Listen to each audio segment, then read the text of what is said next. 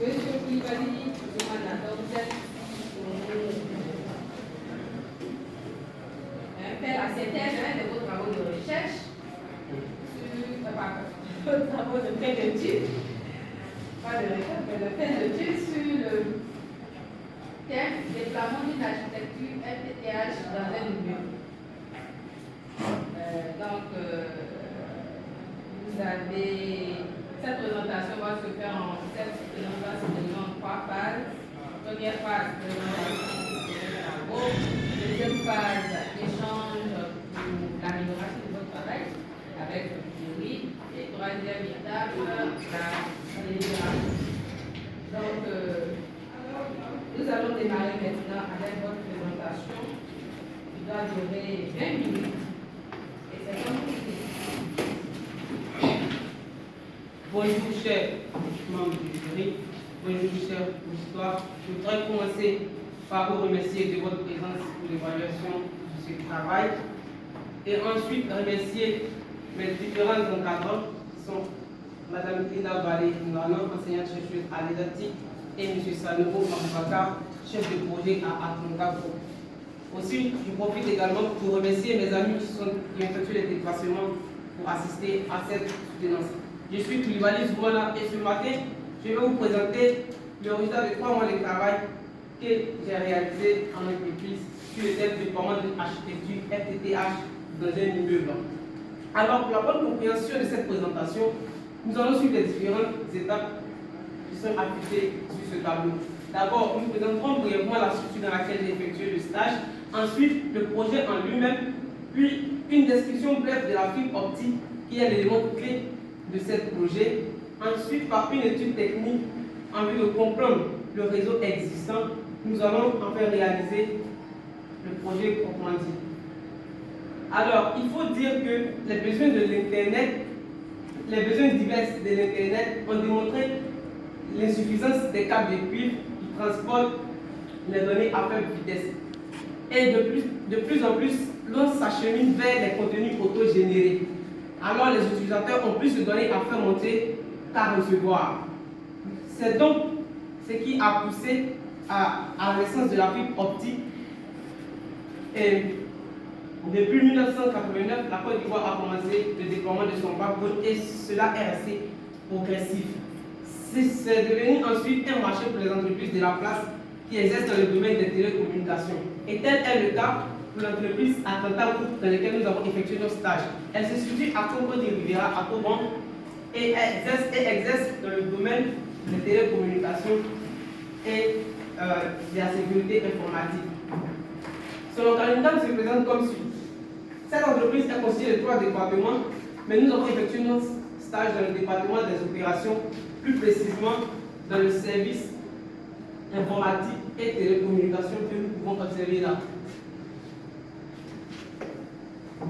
Alors, le projet consistait à déployer une architecture FTTH de 2 immeubles situés à Koumassi, nommé immeuble Collé-Suleiman. Il s'agit d'un immeuble de taille R+1. Comme tout projet, notre projet a des objectifs qui est de faire bénéficier des habitants de cet immeuble-là des avantages de la fibre optique, mais aussi de réaliser un déploiement moins coûteux et tout en conservant l'esthétisme de l'environnement. Alors, les exigences qui nous ont soumis lors de la réalisation de ce projet sont le respect du délai d'exécution, le plan synoptique à respecter pour le déploiement et aussi les règles d'ingénierie FTTH d'Orange Côte d'Ivoire, puisque l'entreprise Atlanta est en sous-traitance avec d'autres entreprises qui eux aussi sous-traitent avec Orange Côte d'Ivoire. Alors, la fibre, qu'est-ce que c'est? Elle représente un matériau en même temps une technologie. Physiquement, il s'agit d'un câble résistant. Il s'agit d'un câble résistant qui permettant de transporter la lumière. Elle est constituée essentiellement de 3 parties qui sont le cœur, la gaine optique et la gaine plastique. Alors, puisque nous savons ce que c'est que la fibre et comment est-ce qu'elle est constituée, nous avons procédé à une étude technique en vue de savoir comment est-ce que le réseau est déployé. Bien sûr, le réseau optique est déployé de façon générale. Et comme l'indique cette figure, nous constatons que les lignes partent d'un nœud de raccordement optique, puis arrivent chez les différents clients en passant par les sous-répartiteurs et ensuite les points de branchement. Mais cette façon générale de déployer la fibre se fait à travers 3 différentes technologies qui sont architectures plutôt, qui sont le FTTC, le FTTB et le FTTH. Le FTTC c'est Fiber to the Curb. Le FTTB, Fiber to the Building, et le FTTH, Fiber to the Home. Ici, nous pouvons remarquer la différence entre ces trois architectures se situe au niveau des points de terminaison. Avec les 2 premières architectures, il y a encore usage de d'autres câbles aux différents points qui sont marqués ici en jaune. Tandis qu'avec la fibre, avec le FTTH, on va encore plus loin avec l'utilisation de la fibre jusqu'à même à prise terminale optique, qui est chez la monnaie. Alors, nous avons donc opté de travailler avec la technologie FTTH parce que c'est la technologie permettant encore un déploiement moins coûteux par rapport aux autres, puisque dans les autres cas, il y a encore usage de câbles coaxiales et des paires de cuivre plutôt qui ne résistent pas vraiment aux intempéries. Et donc, comme technologie FTTH, nous avons 2 autres technologies qui sont le point à multipoint et le point à point. Le point à multipoint est appelé aussi PON, Passive Optical Network, et aussi l'architecture point à point en abrégé P2P. Ici, ces 2 techniques de déploiement se différencient au niveau des lignes. Avec la technologie P2P, on peut remarquer que les lignes partent du NRO, c'est-à-dire du nœud de raccordement optique, et arrivent chez un seul client sans que la ligne soit partagée. Tandis que, ici, avec la technologie point à multipoint, il y a usage de coupleurs, surtout les coupleurs inverse 8, c'est-à-dire que les câbles sont éclatés à un certain point pour avoir plusieurs sorties.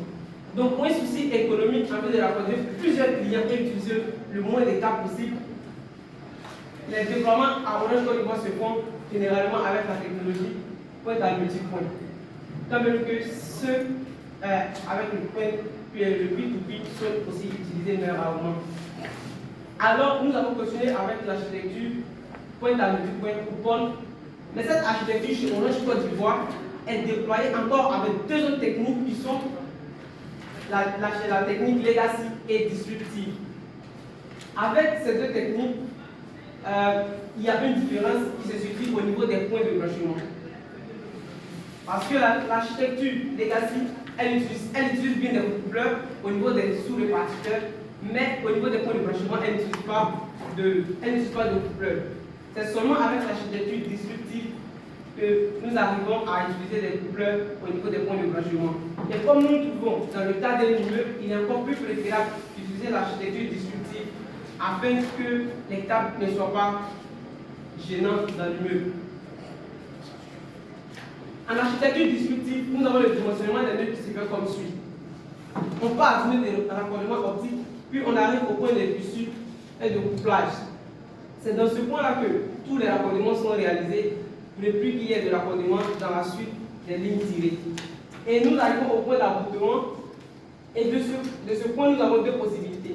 Soit nous effectuons le tirage d'un immeuble à partir du point d'aboutement jusqu'au point de branchement optique, ou nous passons par l'intermédiaire des boîtiers de transition d'immeuble. Le boîtier de transition d'immeuble est utilisé dans le cas où nous avons plus de 50 utilisateurs, c'est-à-dire 50 appartements raccordables sur l'immeuble. Tandis que le tirage peut être effectué directement à base du point d'aboutement sans utiliser de boîtier de transition d'immeuble lorsqu'on n'a pas assez de clients. Alors, ce que nous avons constaté, c'est que tout déploiement en immeuble nécessite indispensablement, de façon indispensable, 5 étapes qui sont l'ouverture, qui consiste à la découverte du site sur lequel l'on va travailler. Ensuite, le tirage, la préparation et fixation des boîtiers, bien sûr des boîtiers d'étage et des points de branchement optique.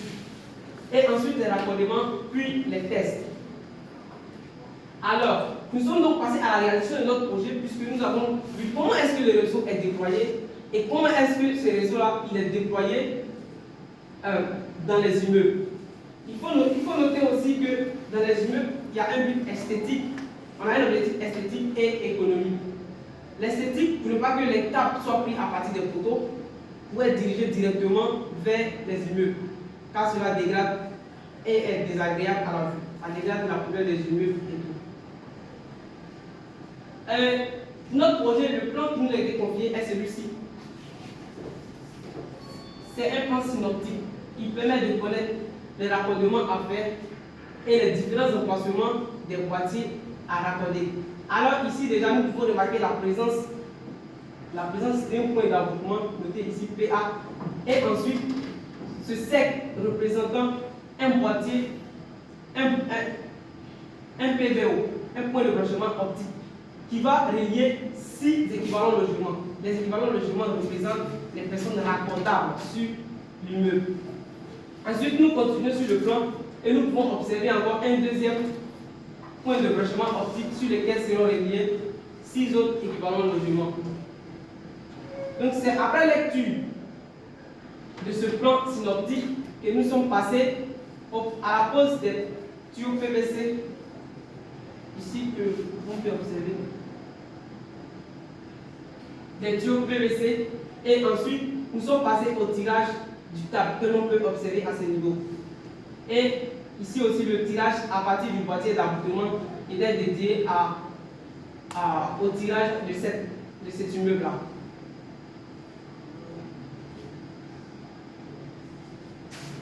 Alors, nous allons sur l'image 4 à la préparation et à la fixation des boîtiers. Ici, les boîtiers ont été préparés et des coupleurs ont été placés à l'intérieur de ces boîtiers-là en vue de raccorder les clients qui feront au fur et à mesure leurs abonnés chez Orange Côte d'Ivoire. Et les résultats des raccordements sont observables ici sur la fusionneuse optique. Un raccordement effectué avec une perte de 0,2 décibels.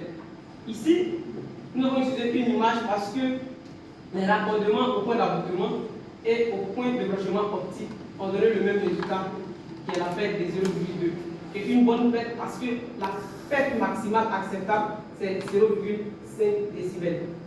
Donc nous sommes dans la marge.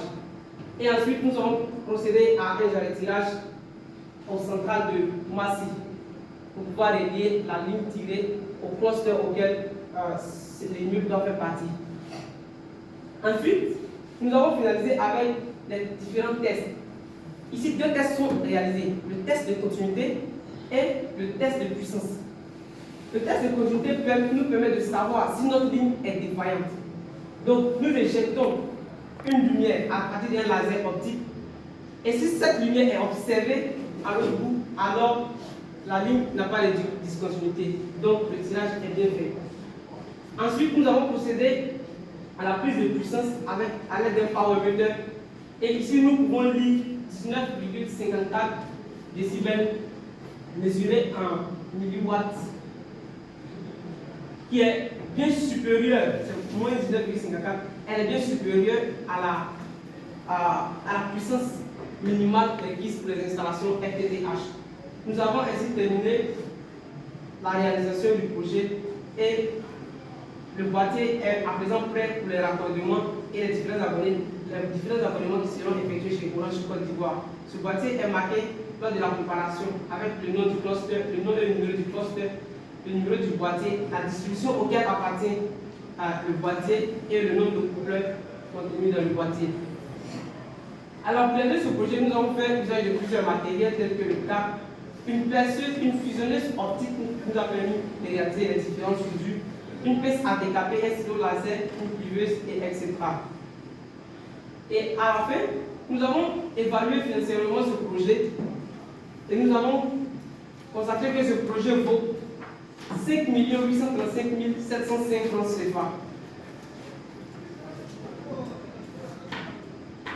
Pour terminer, il faut dire que ce projet est un succès puisque après les différents tests, viennent les agents d'Orange Côte d'Ivoire pour effectuer ce que l'on appelle la vérification technique.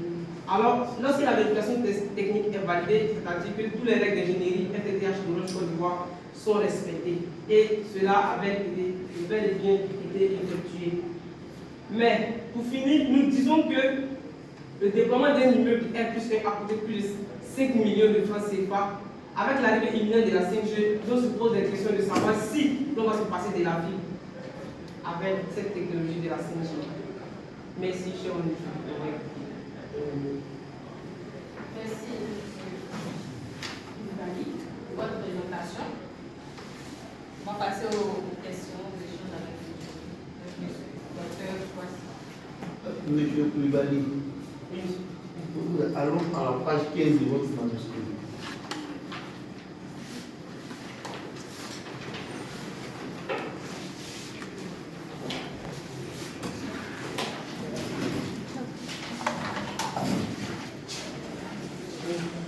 Juste une préoccupation, je n'ai pas compris le titre.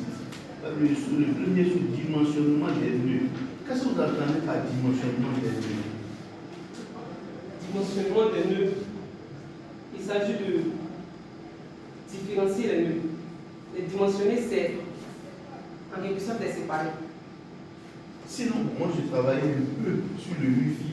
Quand on parle de dimensionnement, c'est de faire l'étude pour voir combien de points d'accès il faut placer en fonction de la densité. C'est pour ça que je n'ai pas compris vraiment cette partie. Non. Ici, Ce n'est pas la même chose. Par exemple, vous voulez qu'il y ait une Wi-Fi à les actifs. Si par exemple, ici, il y a là où vous avez les résidences, il y a une forte sollicitation. Là où par exemple, vous avez les bureaux, vous n'allez pas avoir les mêmes points d'accès. Le nombre de points, le dimensionnement permet, n'est-ce pas, d'avoir le nombre de points d'accès en fonction de la densité d'utilisation du Wi-Fi dans... Moi, j'avais pensé que c'était la même chose ici. Ok, je vous explique ici le dimensionnement des nœuds. Comme vous pouvez le remarquer, les différents nœuds sont cités. Il y a le NRO, ensuite les SRO, puis nous avons terminé par les points de branchement. Il faut noter que le réseau est sectionné en trois parties. Il y a la partie transport, la partie distribution et la partie branchement. Nous sommes intervenus que sur la partie, nous ne sommes intervenus que sur la partie branchement et quelquefois sur la plutôt distribution et quelquefois sur la partie branchement. Voilà. Donc,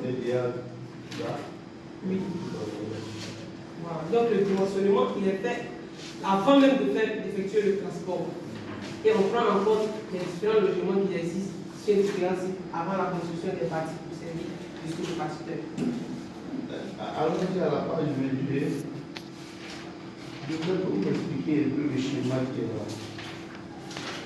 Page 21. En tout cas, on a le même manuscrit. Vous avez deux schémas. Il y a un schéma à la page 21, un schéma à la page 22. Architecture distributive détaillée ou legacy. Oui. Page 22, c'est pas si on a le devoir. Oui. Architecture. Legacy détaillé. Oui, oui, c'est ça. L'architecture legacy détaillée, comme j'ai expliqué ici, dans cette architecture-là, d'abord on part du nœud de raccordement optique, puis on arrive dans les sous-répartiteurs. Les sous-répartiteurs qu'on appelle les PDZ. À ces sous-répartiteurs-là se trouvent différents éléments qui sont le port, le coche et le bec. Et des raccordements sont effectués là-bas que l'on appelle le transport. C'est là que la section du transport s'arrête. Puis commence dans le MEC 128 qui est situé à droite, vous pouvez le constater dans les éléments de SRO. Puis à partir du MEC débute la section de distribution. Alors dans cette architecture, on utilise les sous-répartiteurs qui sont les PDZ. Donc des tirages sont effectués à ce niveau. Et c'est la même architecture que l'on peut remarquer sur l'architecture distributive détaillée, mais dans cette partie, on utilise les PEC, points de pissurage et de couplage, qui représentent les sous-répartiteurs dans l'architecture distributive. Bon, ma dernière question, c'est ça pour ça, je présume que ça c'est pour déployer Internet dans le bâtiment, ou bien c'est pas pour ça? Effectivement. Mais il y a déjà des box Internet qui existent. Quand je regarde le coût de 4 millions et quelques que vous mettez, est-ce qu'il n'y a pas d'intérêt à utiliser des box qui sont à 60 ou bien 20 000 même souvent aujourd'hui? Non, c'est ce que j'expliquais tout à l'heure. Le réseau est sectionné en trois parties. D'abord le transport, la distribution et le branchement. Lorsque vous parlez des box, ces box interviennent dans le branchement. La distribution, c'est-à-dire lorsque le signal quitte le nœud de département optique, nous nous arrangeons à déployer cela dans l'immeuble. c'est présent mais pas utilisable.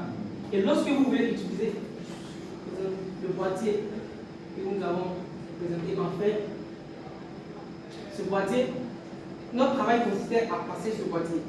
Et lorsque ce boîtier est placé, il y a actuellement un coupleur, on va dire F1414, il veut dire qu'il y a un coupleur à l'intérieur, un coupleur de 1,8. Donc 8 liens raccordables placés dans l'immeuble. Et un client habitant l'immeuble souhaite avoir la fibre chez lui. Il doit utiliser les box. Donc il s'est à Orange Côte d'Ivoire et il fait son abonnement sur fibre. Il est ensuite connecté à cette box qui sera l'étape de branchement. Mais ça se fait par une équipe. Nous, dans notre projet, nous n'intervenons pas sur les sections de branchement optique. Sinon, les box sont utilisées.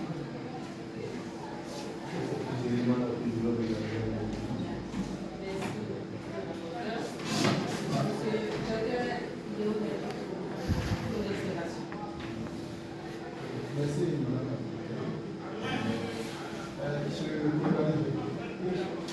Je vais rebondir sur une question qui m'a posée. C'est-à-dire qu'aujourd'hui, les box, c'est vrai que on peut avoir le wifi sans forcément avoir l'équipement. Bon, en fait, la question c'était de savoir est-ce que c'est pertinent d'aller investir jusqu'à 4 millions alors que même sans ça, on peut avoir voilà, l'Internet. Effectivement. Bon, peut-être que la question n'est pas à votre niveau, effectivement, je comprends bien la question, monsieur. Effectivement, il faut investir dans la fibre optique. Pourquoi? Comme je l'ai dit en introduction, les box qui sont utilisés, c'est les Livebox et les Livebox et les Flybox utilisent la technologie des XDSL, ADSL et VDSL. Avec cette technologie-là, on va au maximum à 100 mégabits par seconde. Et c'est lent. Plus nous avons des contenus à faire monter ou à télécharger, cette technologie ne nous arrange pas. Et aussi, il faut remarquer qu'avec cette technologie, l'on souscrit à la connexion Internet, ensuite à la télé et à la téléphonie. Alors qu'avec la fibre, c'est un combiné. Donc les intempéries ne sont pas prises en compte. Lorsqu'il pleut, avec les amendements de canal que l'on fait par exemple, le réseau est perturbé, les images sont floues, ça grave déjà. Alors qu'avec la fibre, le tout est combiné à presque le même prix. Donc les gens ont plus d'intérêt à s'abonner à la fibre que d'utiliser la technologie déjà existante. Ma deuxième question, c'est de savoir, vous avez fait le stage sur le déploiement de la fibre sur un immeuble. Oui. C'est-à-dire tout le long de votre stage, c'est sur ce immeuble-là.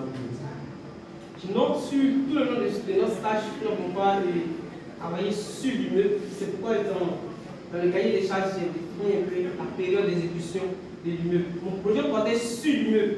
Mais à part cela, nous avons eu à travailler sur plusieurs autres immeubles, ici même encore à Koumassi. Et aussi intervenu quelquefois sur la section de branchement optique. Bon, on va maintenant ouvrir le document. Pour le document particulièrement, je vois que je n'ai pas eu trop de fautes, mais quand même, il y en a. Aucune humaine n'est parfaite, vous êtes d'accord avec moi? Donc on va aller à la page de remerciement.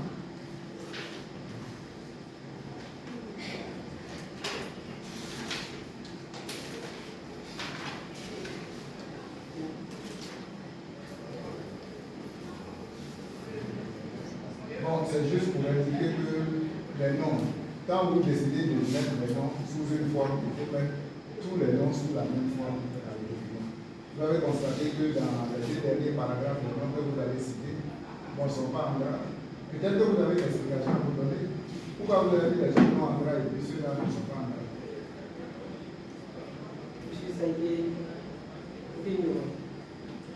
C'est une omission.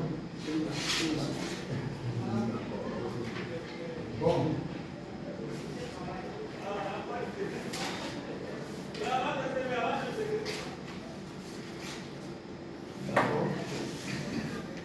On vient à la dernière page, c'est-à-dire qu'il y a le résumé. Bon, c'est juste une erreur que j'ai vue. C'est-à-dire,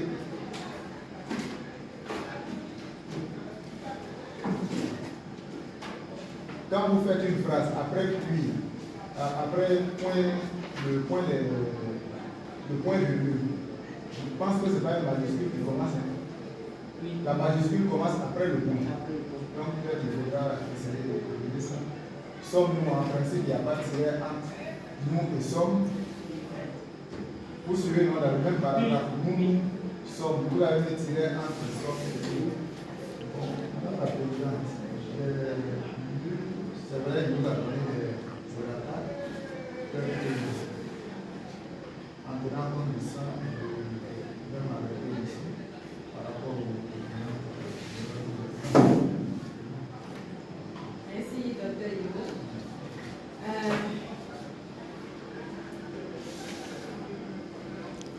Monsieur Koulibaly Zoumana. Sur la page de couverture, dites-moi, attentat passive du ministère de l'économie numérique, de l'Éducation et de l'Innovation. Non. Donc, c'est pas la peine de mettre le ministère sur l'ensemble comme ça. Personnellement, je ne suis pas une féministe super engagée ou je préfère enseignant-chercheur enseignante-chercheuse. Même si on peut trouver actuellement ça sort beaucoup, on voit ça beaucoup. Mais vraiment enseignant-chercheur, le mieux mettez son titre et puis on en reste là. D'accord? Enseignante-chercheuse. Ça fait mal à la bouche. Je suis féministe, c'est vrai, mais pas acharnée.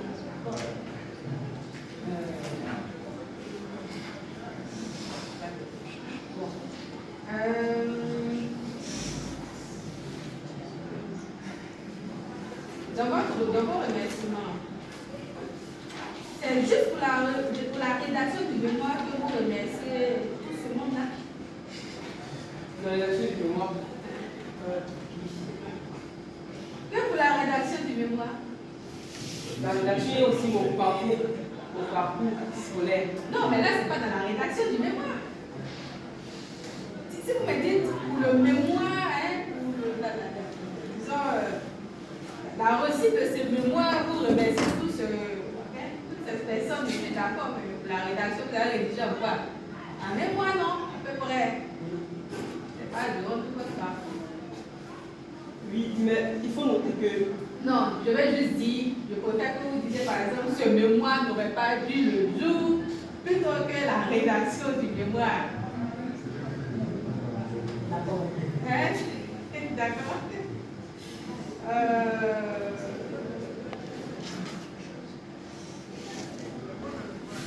C'est pareil, la puce de toute l'équipe d'Attentat Group qui nous a appris le travail pour leur conseil, leur chaleureux accueil qui a facilité la rédaction de ce mémoire.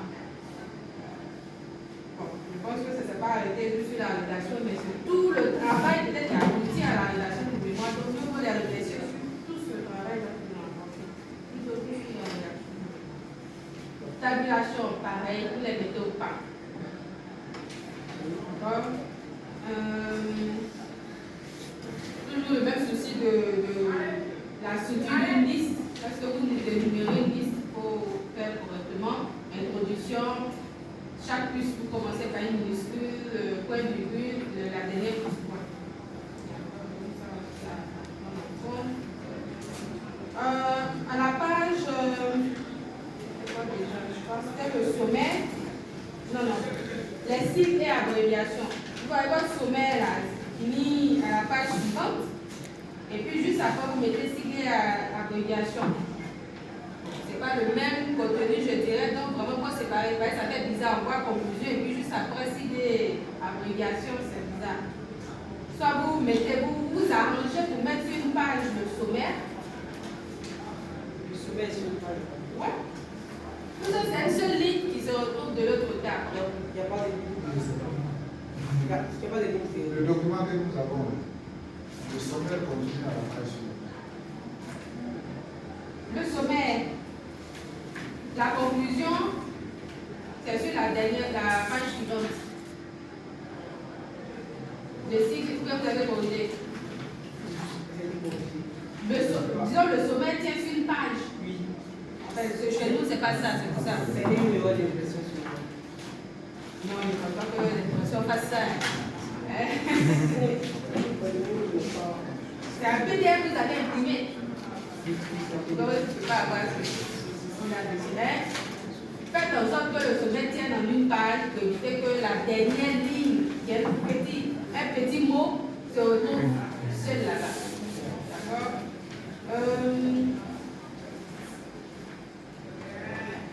Dans l'introduction,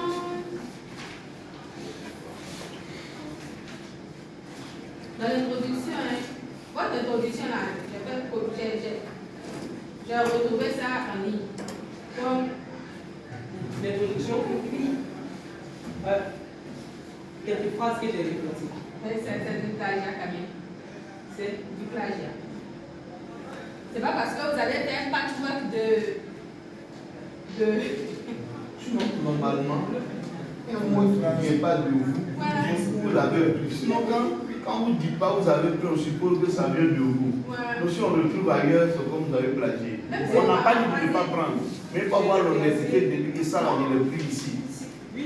Mais la référence est tout en bas sur un paragraphe. La Côte d'Ivoire ayant perçu l'intérêt secret, plusieurs entreprises installées se sont dotées de ressources primordiales et la tendance est progressive. C'est là seulement que vous avez une source bibliographique. Oui, oui. Mais ce n'est pas sur tout ce qui est en haut. Moi, je ne lis pas ça comme ça. Vous avez mis une source. Oui. Et c'est référencé au niveau de la phrase. Plusieurs entreprises installées à Abidjan se sont déjà dotées d'un réseau fibre optique et la tendance est progressive. C'est ça que vous avez pris ailleurs. Si je dis la manière dont vous avez référencé, la manière dont vous avez écrit. Mais tout ce qui est en haut, le groupe de l'Internet, c'est.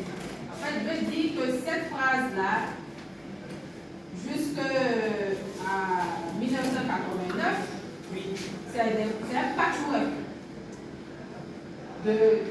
d'idées que vous avez trouvées ailleurs. Donc, il faut mettre les sources. Il faut des idées qui viennent d'ailleurs, donc il faut mettre les sources là. Sinon, ça donne l'impression de plagiat. Le plagiat, ce n'est pas copier-coller seulement. Ce n'est pas copier-coller seulement. Vous pouvez changer l'idée derrière peut être recopiée. On peut l'appeler du plagiat. Vous paraphrasez, c'est plagiat. Donc, il faut appeler, il faut référencer ça, sinon ça va pas vous rater, quoi. Page 9.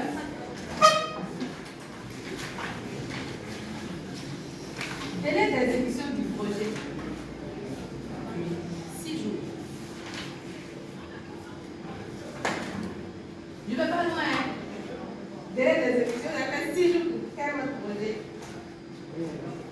6 jours pour faire votre projet. Madame, en réalité, il s'agit du déploiement de lieu. Mais pourquoi si délai d'exécution du projet, dans ce cas, faut dire exactement ce que tu as fait en 6 jours. Ici, vous voulez faire quoi? Le planning? Oui. Le nombre de jours que nous avons mis du début des travaux jusqu'à la fin. Vous mettez ça, délai d'exécution des travaux. Mais quand vous mettez délai d'exécution du projet, votre projet a duré 3 mois, quoi. Ou bien vous mettez un planning correct, vous faites comment ça s'appelle ce tableau-là? Diagramme des zones. Voilà. Soit vous faites un diagramme des zones pour bien, étaler vos travaux, mais ça, le délai d'exécution du projet, là, 6 jours, on te tape dessus. On va dire que vous n'êtes pas apte à faire une présentation. Si le DP avait vu ça, vous allez dire non, je ne viens pas. D'accord? Donc, vraiment, soit tu mets un diagramme pour indiquer le projet, ça a commencé par quoi? Quand tu es arrivé en entreprise, dans le début d'études, la revue bibliographique, juste. Donc, vraiment, je promets que vous mettiez un diagramme de gomme, c'est que vous êtes dans SRIT. D'accord? Ensuite, page 29.